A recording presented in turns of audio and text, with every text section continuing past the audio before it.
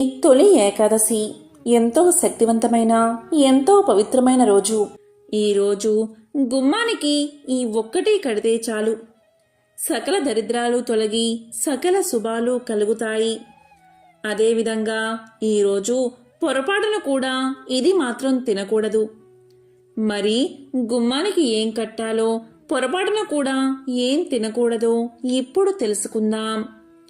సూర్యుడు కర్కాటక సంక్రమం చేసిన తర్వాత వచ్చే మొదటి ఏకాదశి ఈ తొలి ఏకాదశి. మన పండుగలన్నీ దీనితోనే ప్రారంభమవుతాయి. ఎంతో పవిత్రమైన విశేషమైన రోజు ఇది. ఈరోజు ఈ ఆహారాన్ని అస్సలు తినకూడదు. మరి అదేంటో తెలుసుకునే ముందు ఒక విశేషమైన కథను ఇప్పుడు తెలుసుకుందాం. పూర్వం ఒక రాజుకి 4 కుమార్తెలు ఉండేవారు. అందులో 3 కూతుళ్ళు తండ్రిని పొగుడుతూ అన్ని ఐశ్వర్యాలకు తండ్రే కారణమని చెప్పేవారు. ఇక 4వ కుమార్తె మాత్రం సర్వేశ్వరుడే అన్నిటికీ కారణమని అంటూ ఉండేది. అలా అన్న తర్వాత తండ్రికి ఎంతో కోపం వచ్చేది. అలా పలుకుతుందని 4వ కుమార్తెపై కోపం వచ్చి ఆమెను ఒక నిరుపేద బ్రాహ్మణుడికి ఇచ్చి పెళ్లి చేసి, మీరు నా దేశం నుండి వెళ్ళిపోండి అని బహిష్కరించాడు. అప్పుడు ఆ దంపతులు భక్తిభావంతో పక్క రాజ్యానికి వెళ్ళి అక్కడ భిక్ష ఎత్తుకుంటూ జీవించడం మొదలుపెట్టారు. ఒకరోజు ఆమె భర్త ఎక్కడికి వెళ్ళినా భిక్ష దొరకలేదు. ఇంటి దగ్గర భార్య చేతులతో ఏమీ లేకుండా రావద్దని అనడంతో ఏమీ తోచక ఆ బ్రాహ్మణుడు దారి మధ్యలో చచ్చి పడి ఉన్న పామును తీసుకుని ఇంటికి వెళ్ళి భార్యకు ఇచ్చాడు. దాంతో ఆమె అది దేనికి పనికిరాదని బయటకు విసిరేసింది. ఆ సమయంలోనే ఆ దేశపు రాజు ఒక కొలనులో స్నానం చేసే ముందు విలువైన బంగారపు హారాన్ని గట్టు మీద పెట్టి స్నానం చేస్తూ ఉన్నాడు. ఇంతలో మెరుస్తున్న ఆ నగను చూసి అది చాప అనుకుని దాన్ని తన్నుకుపోయింది ఒక గెద్ద. కొంత దూరం పోయేసరికి అది చాప కాదని హారమని తెలుసుకుని బ్రాహ్మణుడి భార్య పారేసిన పాము దగ్గర ఆ హారాన్ని పడేసి పామును ఎత్తుకుపోయింది.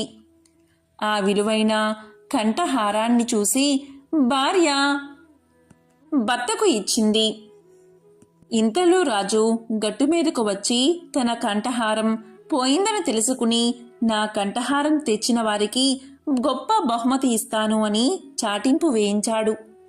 అది విన్న బ్రాహ్మణ దంపతులు ఆ కంఠహారాన్ని తీసుకుని వెళ్ళి రాజుగారికి ఇచ్చారు. అప్పుడు రాజు ఎంతో సంతోషించి, మీకేం కావాలో కోరుకోండి అన్నాడు. దానికి బ్రాహ్మణుడి భార్య ఇలా అడిగింది, రాజా, అమావాస్య రోజు మా ఇంట్లో తప్ప ఈ రాజ్యంలో ఏ ఇంట్లో కూడా మీ రాజభవనంలో కూడా దీపం వెలగకుండా ఉండేటట్లు ఆజ్ఞాపించండి చాలు అని కోరింది. రాజు సరే అని ఆమె చెప్పినట్లే ఆజ్ఞాపించాడు. ఇక అమావాస్య రోజు లక్ష్మీదేవికి ఎంతో ప్రీతికరమైన రోజు కాబట్టి శ్రీ మహాలక్ష్మీదేవి యథాప్రకారం ఆ రోజు రాత్రి రాజ్యంలోకి వచ్చి చూడగా రాజ్యమంతా చీకటిగా ఉంది. ఒక్క బ్రాహ్మణ దంపతుల గృహంలో మాత్రమే దీపం వెలుగుతూ ఉంది.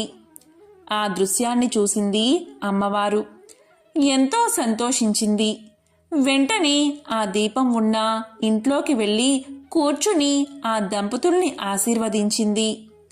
ఇక ఆ రోజు నుండి ఆ బ్రాహ్మణ దంపతులు అష్టైశ్వర్యాలతో భోగభాగ్యాలతో సుఖంగా ఏ కొరత లేకుండా జీవించారు. ఈ కథ వల్ల ధనం లేని సమయంలో కంగారు పడకుండా యుక్తితో ఆలోచిస్తే ఆ లక్ష్మీదేవి అనుగ్రహాన్ని మళ్లీ పొంది ఐశ్వర్యాన్ని పొందవచ్చు అని తెలుస్తుంది.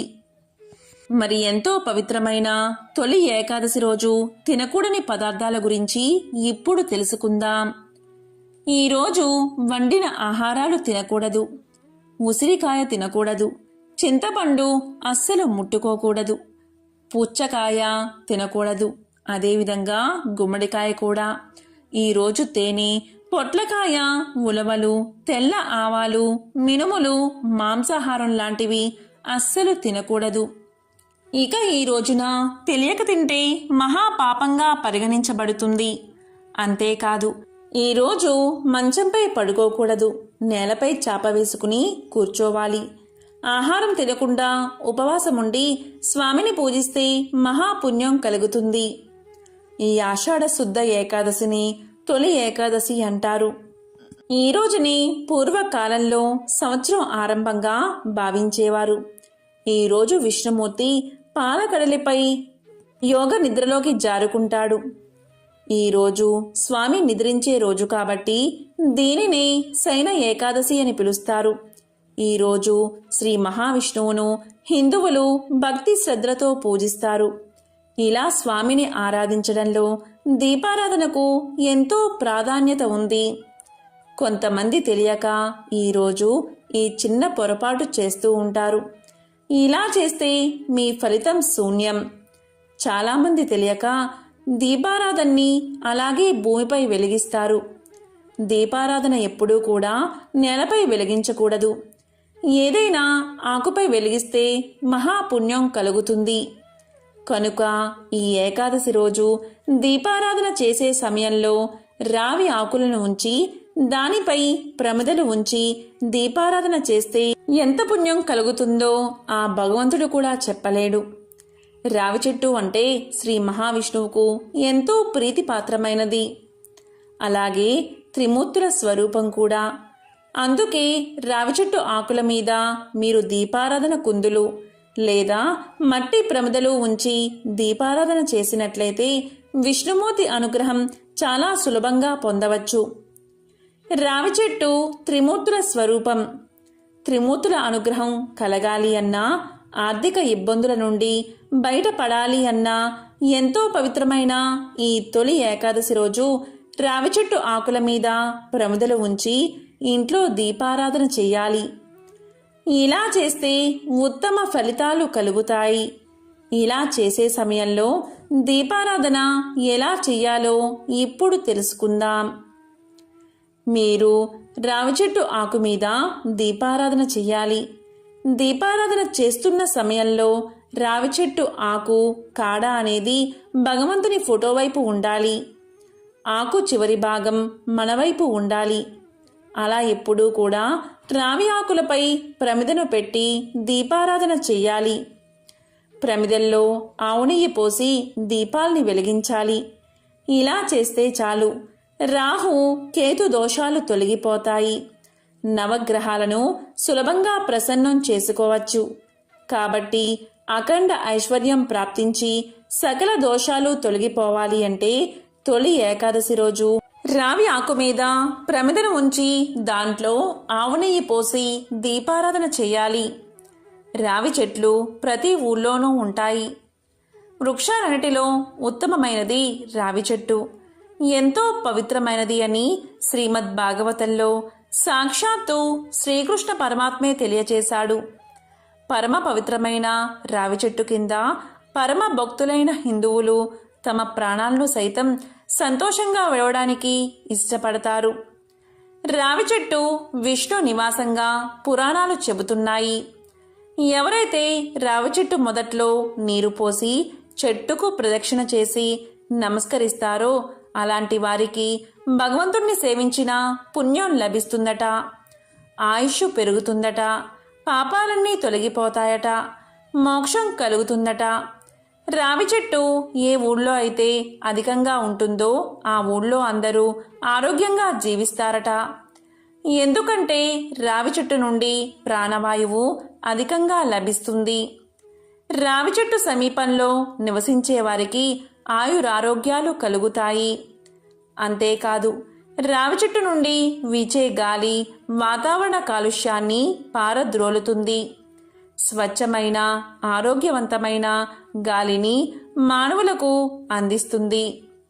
కుటుంబంలో ఆపదలు వచ్చినా, ఆర్థికపరమైన ఒడిదుడుకులు వచ్చినా వాటిని తొలగించుకోవాలి అంటే రావి చెట్టు ఆకులతో ఈ చిన్న పరిహారం చేస్తే చాలు.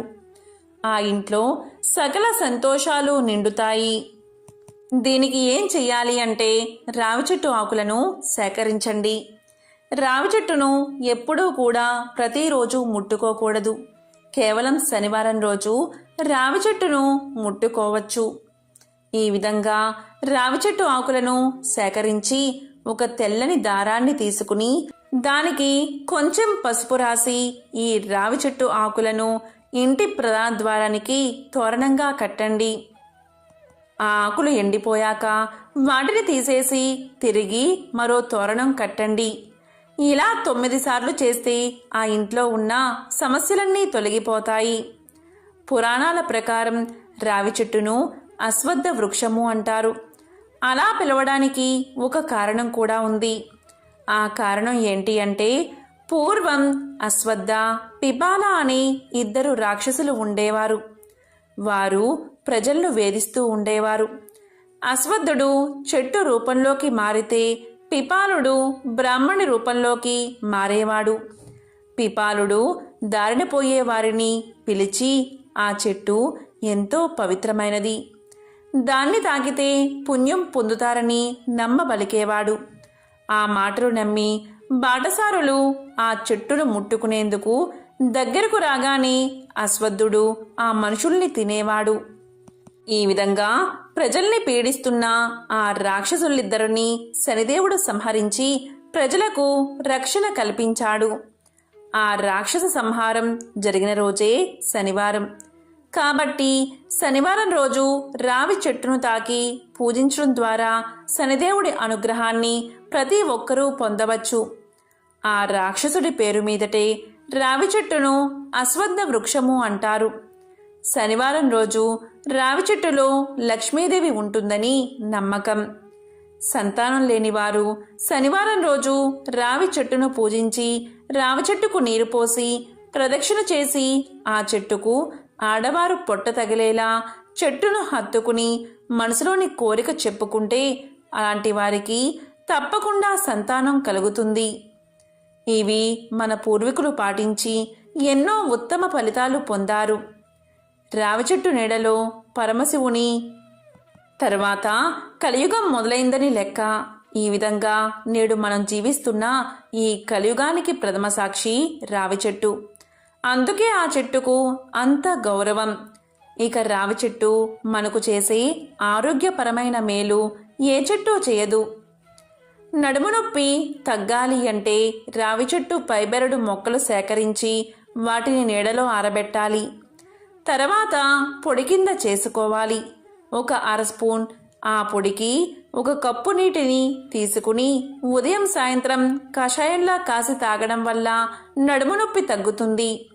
అంతేకాదు, ఇలా తాగితే మగవారికి శక్తి కూడా వస్తుంది.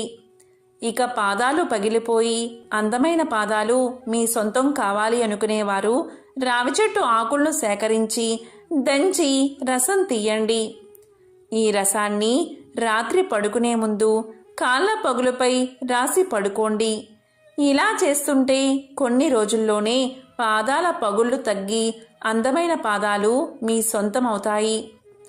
ఇక దంతాలు గట్టిగా మారాలి అంటే రావి చెట్టు పైబెరడును కషాయంగా కాసి ఆ నీటితో పుక్కిరిస్తూ ఉంటే దంతాలు చిగుళ్ళు గట్టిగా అవుతాయి.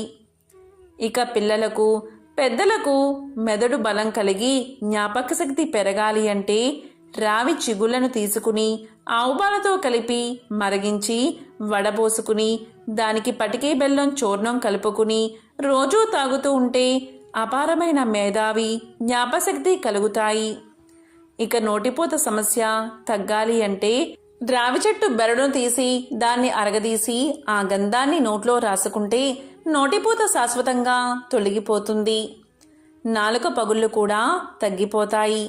ఈ విధంగా రావి చెట్టు వల్ల ఎన్నో ఆరోగ్య ప్రయోజనాలు ఉన్నాయి.